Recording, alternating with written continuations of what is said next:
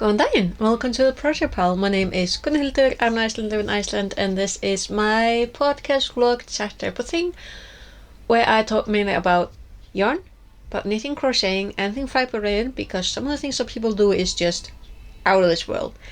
I call it the Project Pal because I have projects, they're on pals, and I just keep adding to them, because why not? It's not hoarding, I swear. I also talk quite a bit about the weather because it affects everything that I do, and well, when I'm not late with it, I do talk about the geological activities on my homeland because I despise false news. There's history there, and yeah, so it is actually 20 minutes past 7 in the afternoon on Sunday. So I didn't make a video last weekend. My brain was somewhere else and didn't really have anything to talk about because the person who generally, usually I can talk. Usually I'm like, I don't really have a problem with that these days. I think it comes with age. But last weekend I just didn't.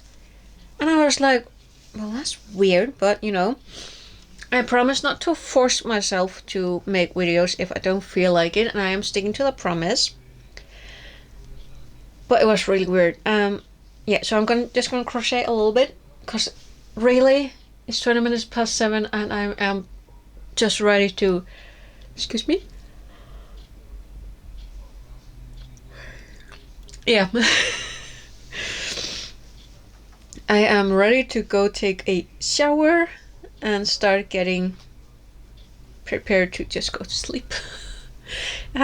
It's been a really easy day, but because the temperature has been rather high, very, very unusual. It's the 6th of April, and in case you don't know, this close to the Arctic Circle, it's very unseasonably warm. Like yesterday I think we had like 13 or 14 degrees Celsius, and today it was like 12, and it was sunny and clear skies, and I'm like, it was actually warm when I went outside. I've literally been wearing a dress, like a dress, and just this nice flowy long cardigan that I'm wearing summer clothes. It's April. It's the beginning of April. I mean, yeah, we still have snow in the mountains, but goodness gracious. But yeah, my brain is still a little bit weird because usually I don't work on the weekends. I did work yesterday because of situation, basically. The local school had, I think you would call it a day of technology, where they showcase all the wonderful things that they are doing with technology, sciences, what do you call it in English, like crafts. I saw on the news, because they got in the news, there was a representatives from women in like carpentry and plumbing, those occupations. Like, I'm trying to remember the words, but my brain is mush. So that was really cool. But because it's the schools, that meant that the students were required. It was a required. That would sound like very strange English, but basically, yeah, they were they were required to attend. So, and because I work at the local grocery store, and particularly in the afternoons between 4 and 6, and on the weekends, the people that we get to work are students. And because they had to, of course, prioritize their school, because it's first it's family, then the school, competitive sports, then work. So, they had to attend. So, me, being a full-time worker, I am like the thankfully I am the last resort when it comes to filling in at work, and thankfully I it's like once or twice a year I think that I have to, like, I volunteered, and so I'm still not. I really haven't been processing that it's Sunday today and I have to go to work again tomorrow. I'm like, should have 2 days off, but and I actually had a lot of fun yesterday because I was maybe half an hour on register. Usually I'm like, you know, 5, 6 hours. Um, but yeah, uh, I was working with the store manager, and she absolutely made sure that I was not on register like usual. She was like, "No, no, you're gonna go have lunch break. You're gonna have a coffee break, and oh, what about you go outside with the fire hose and hose down the windows and the doors and things?" And I'm like, and the parking lot, and I'm like, "Woo! I got paid. I'm 40 years old. I got paid to be outside yesterday for 2 hours in the sun and the warmth and play with water." Yesterday was a fantastic day at work. It was a lot better than I dared to hope. So yeah, 7 hours were very quick to pass by. I'm like, I got to do all the things that I usually don't get to do. I'm like, like a little kid. But yeah, my brain has been a little mush today. Not just because of the heat, but because I'm like, usually I have 2 days off, and I'm like, one, and it's warm. I'm like, But yeah, um, hmm. Now I have to admit, and I'm a little bit sorry, I didn't keep my promise.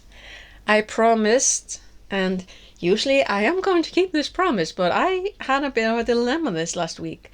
I made a promise that whenever there's a volcanic activity here in Iceland, I will tell you about it. But you have to admit, I had legitimate dilemma because the 11th eruption in the what do they call it? The new one. The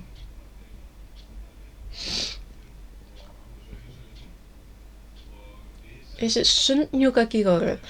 I know. Icelandic words are weird. Icelandic names are very weird. Sometimes trying to figure out what the word is just all the names of places like, goodness gracious, why? But yeah, the newest area that is around that town of Grindavik that has been evacuated mostly. And there were around, I think, about 80 people there who had to be evacuated last week, along with about 200 people, guests and staff, at the Blue Lagoon. And hands up, the staff at the Blue Lagoon, they got that evacuations down like pros. They've been doing that so often, so they're like, you know what they're doing. And yeah, because there was an eruption last week. And the reason why I didn't come on and tell you was because it was on April Fool's Day. So I was absolutely convinced that there's no way that officials and the entire town of Grindavik and my sisters who were reporting feeling the volcano, the earthquakes, and the news and everything, I really, really doubt that thousands of people, hundreds of people would be able to synchronize to make such an elaborate and serious April Fool's joke. But I have to admit, I was at work because it was, when was it? Was it Tuesday? I think it was on Tuesday. So I'm at work and I'm like, how in the world do how do I phrase this? How do I tell people that there's literally an eruption on April Fool's Day? And you know what the best joke is? Not only was it real, it only lasted that one day. So yeah, the best joker on April's Fool's Day was Mother Nature. I generally thought it was one of the stores here, yeah, chain stores here in Iceland. It's, if you've seen maybe some travel loggers who come to Iceland, you might have seen a store called Bonus. Very popular. It's particularly with travelers. It's got a pink pig as its mascot, and honestly, I thought they were joking, but because the ad looked so photoshopped and so like, like an intern on their office being like, hee hee, let's make a joke. And it's this type of ice cream called isblom, or ice flower. It's basically, it's a small like container that's formed like a flower, and it has a chocolate shell, a vanilla ice, and strawberry jam in the middle. That's the classic one. That's basics. And the ice cream company that makes that ice cream, have been they've been having so much fun making these different varieties and limited editions. So when Bonus comes out on April Fool's Day on Facebook with this interesting little ad that looks, like something they threw into Photoshop in like not a lot of work, about an ice cream with bacon bits, which is, their mascot is pig. They're advertising ice cream with bacon. And everyone's like, haha, that's a nice joke. It wasn't a joke. The ice cream is real. It's a limited edition only in the Bonus stores. It wasn't a joke. I was so certain that it was a joke, but my youngest sister put in a picture on the sisters, the chat that I have with my sisters, and I'm like, it wasn't a joke. The bacon ice cream was real. Bacon ice cream was real. And I don't know what to think about that, because honestly, one of my favorite chocolates has been it's a type of chocolate with I think like pretzel bits and bacon bits. But for some reason, I'm like, I see that ice cream ad and I'm like, ha, that's a joke. Nope. It's just a fantastic piece of advertising that they just leaned into it. They absolutely, it's fantastic way of advertising. It's like, like I like this type of thing. Like when a company just has the humor and it's just leaning into a joke, and then like, actually it wasn't a joke. Here you go. Here's a bacon ice cream. Ice cream Tashin is like, I love it. Absolutely adore it. But yeah, well, at least I can talk a little bit now because first of the temperature. Speaking of, because the temperatures are unseasonably high, well, there have been little visitors. I say little, a lot of other people call them big, but I'm like, no, seen bigger. So I had a got a little excited about my little night guest, because yeah, I had one. I had a night guest.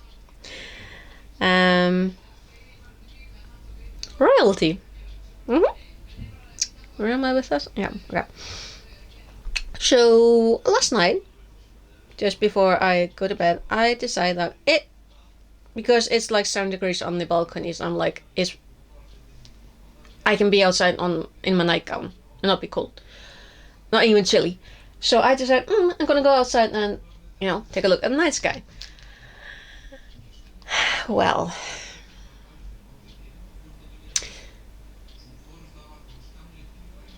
so when I closed the window a little earlier, I had heard a sound. I'm like, weird. But I didn't want to believe that sound, so I ignored it. But when I opened the balcony doors, it was a sound again. I'm like, well, I cannot, with good consciousness, ignore this sound, because it's a sound of a bee queen in distress. I'm guessing that she had decided that my window was a fantastic place to take a little rest, and when I closed the window I probably trapped her a little bit.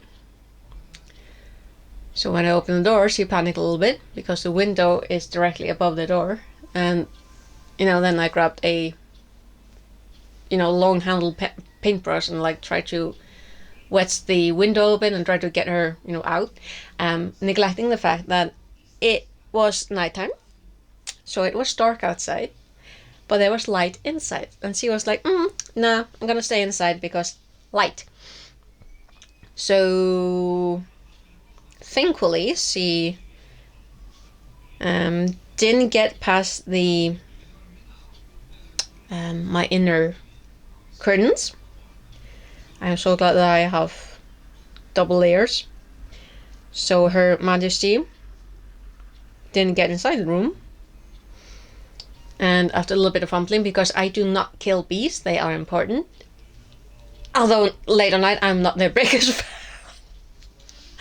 I don't really like them coming almost up to my face. I'm like, no. After a little bit of fumbling of trying to get her out, she disappeared. And we were like, well, maybe she ventured outside the door, because we could not find her, not in the window, not in the floor, behind the are you gonna call it a radiator? I'm gonna call it a radiator. Nowhere. Couldn't see her, couldn't find her. We even had lights to try and tempt her to move. Nothing. And we were like, well, she must have left. No. At like 6:15 this morning, I hear a heavy buzzing sound. I'm like, no. So Her Highness was my night guest. So, like any other reasonable person, I got up, opened the balcony doors, and left the room for a little bit. And when I got back, couldn't hear her, so I'm like, she must have left. No! The little silly bugger, well, like any other insect, tried her very, very best to get through the glass. And when she gave up on that, she very politely sat on my windowsill and waited for me to get a glass and a piece of paper. Like, I have never had a bee be this polite. She literally sat on the windowsill, and when I put the glass over her, she didn't panic. I then started wedging the glass towards the paper. She didn't panic, she just walked. She didn't panic. Like, I swear, like she's done it before. She just walked in the center of the glass, up on the paper, and was like, very politely waiting. Very polite. Never had such a polite night guest, I swear. The only time that she started panicking a little bit was when I lifted, after I folded the paper up a little bit and lifted the glass so she felt the movement. That's when she started panicking a little bit, which was just very, very reasonable. And then she just very politely left. So yeah, I'm like, huh. And then I went back to bed because I am not getting up this early. No way.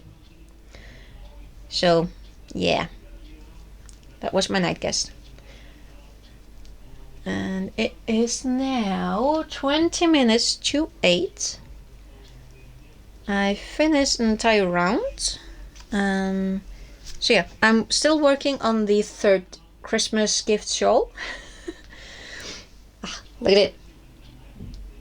I'm really liking the colors. So yeah. And now I just keep hearing buzzing.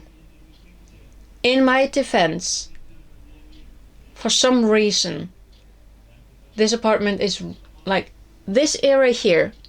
We're on the 3rd floor of an apartment building. For some reason, every single year, bees just love coming up here. And I'm a little bit paranoid in this, when they start showing up.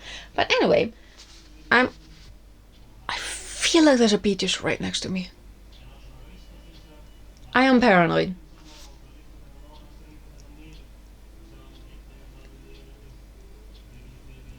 Goodness gracious. Anyway, the Christmas. Why are you? Christmas universe. Oh, look at it. So pretty. So I started on the second skein. Okay. And that might actually be an echo from the TV. Has to be. So yeah, a little bit over halfway done with the third shawl, and when this is over, then I'll only have one shawl left to do to make the Christmas gifts from myself and my 3 sisters. So I'm like, yay! This makes me feel good. But yeah. So my royal night guest, 10 over 10. Interesting stay. The best April Fools was Mother Nature with a single day of volcanic activity. That was the best one. And then a bacon ice cream. So now I'm gonna get this exported, edit a little bit, and then out to you guys. And then I'm gonna hit the shower and, I don't know, find a book to read or something. And then get ready for tomorrow. Well, in any case, thank you very much for watching, and I will hopefully see you again next weekend. Yeah, that will be the week before Easter. Yeah, the weekend before Easter. And then on the 24th, we will be officially on summer. Oh, can't wait. So yeah, thank you very much for watching, and I will hopefully see you again next weekend. Until then, take care. Bless, bless.